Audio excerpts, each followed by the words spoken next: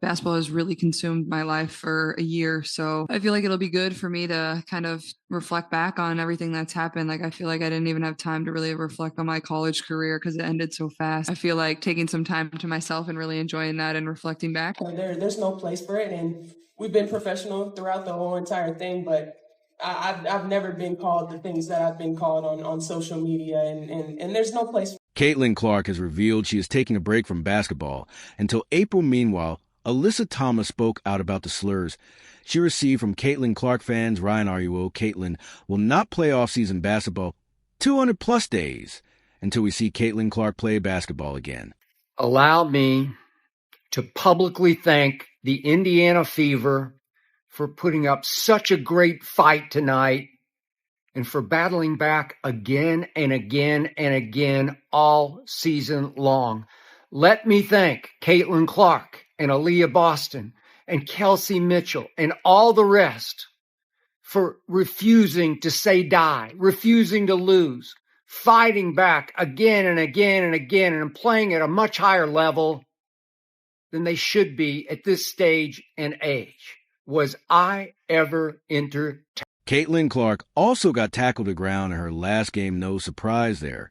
And of course, no foul was given. Can someone explain to me how that wasn't a foul? Wait, I already know it's because it was on Caitlin Clark. A lot of things that this group accomplished that, a lot of people probably didn't think was possible. One, to start the season, and two, after the start we had to the season. So, yeah, it'll definitely be probably a little weird for me over the course of the first couple of weeks, and then I'm sure I'll get bored and pick up a basketball again. So. Alyssa Thomas was not happy after the game, even thought she was a part of her team's success. She was unhappy with the way fans treated her throughout the game, specifically calling out Fever fans. Yet, when she got tackled by Angel Reese a while ago, she had nothing to say.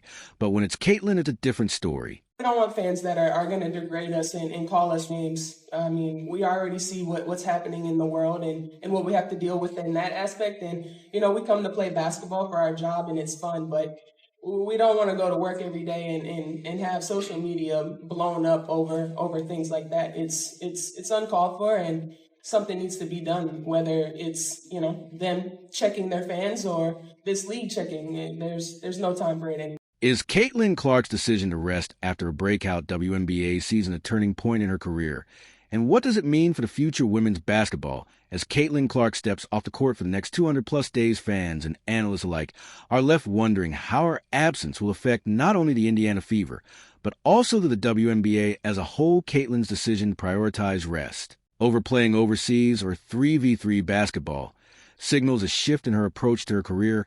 But what does this mean for the WNBA's future viewership and the overall impact on women's sports? Caitlin has given herself a well-deserved break, a move that surprised some, but is entirely understandable given her heavy workload this season. Caitlin Clark literally played close to an entire NBA season. Caitlin Clark played in 81 games over the span of 324 days and was on the floor for 2,850 minutes. Now has 761 points, breaking the record once held by Simone Augustus. However, there is a caveat.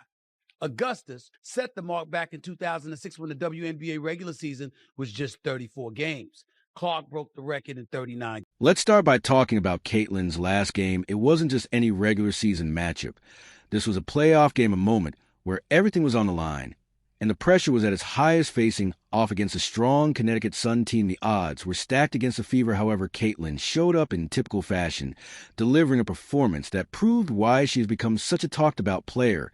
In that game, Caitlin put up an impressive 25 points and dished out 9 assists before.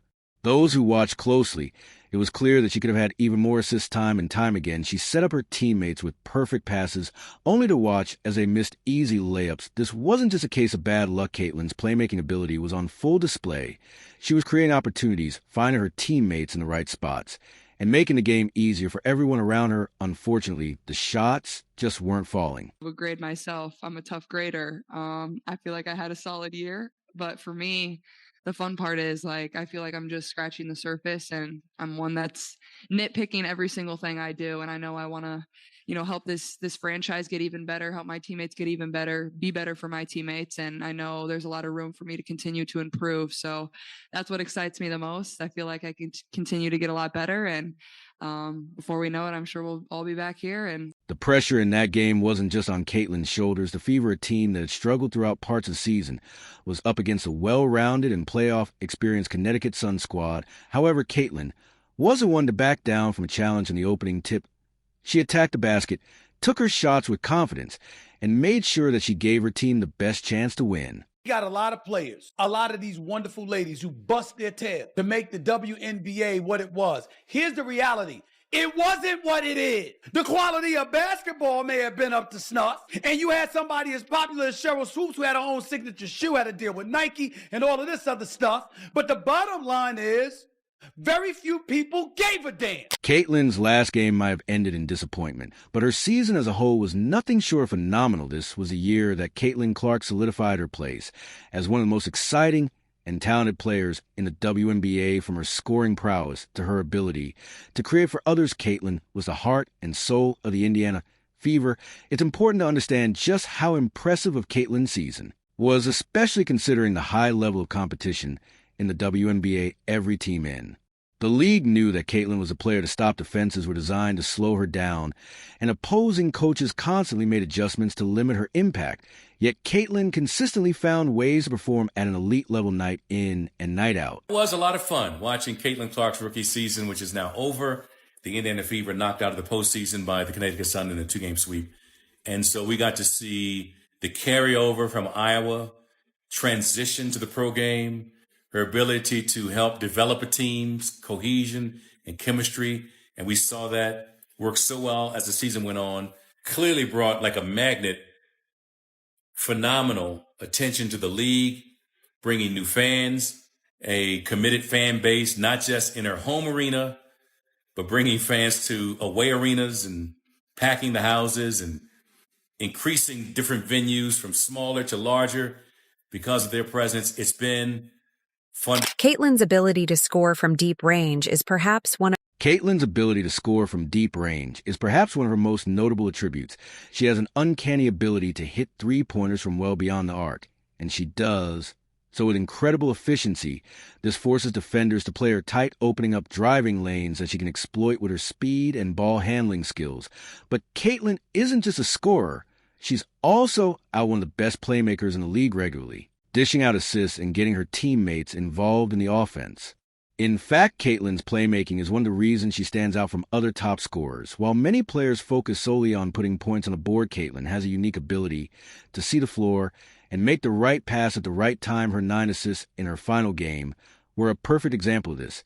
And as mentioned earlier, she could have had even more had her teammates converted more of their opportunities. But beyond the numbers, what really set Caitlin apart this season was her leadership. As a young player, Caitlin took on a significant role for the Fever. She became the player that her teammates looked to in crucial moments, whether it was hitting a big shot in the closing minutes or making a key defensive play. Caitlin was always there when her team needed her the most. This leadership, combined with her on-court talent, made her one of the most important players in the WNBA this year. I think it's really just the fans, her fans, the Iowa fans, now the Indiana fans that are like, they ride for her. And I respect that respectfully. But sometimes it's very disrespectful. I think there's a lot of racism when it comes to it, and I don't believe she stands on any of it. Clip 9. After such an intense and demanding season, it's no surprise that Caitlin has decided to take some time off. Many WNBA players choose to play overseas during the offseason, not only to stay in shape, but also to earn additional income. However, Caitlin has made the decision to skip overseas play and rest.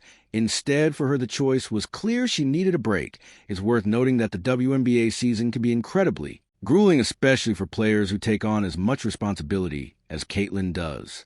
Playing overseas might be tempting, but it also means continuing the same intense schedule with very little time for recovery. For Caitlin, the physical and mental toll of the season was enough to make her realize that rest was the best option.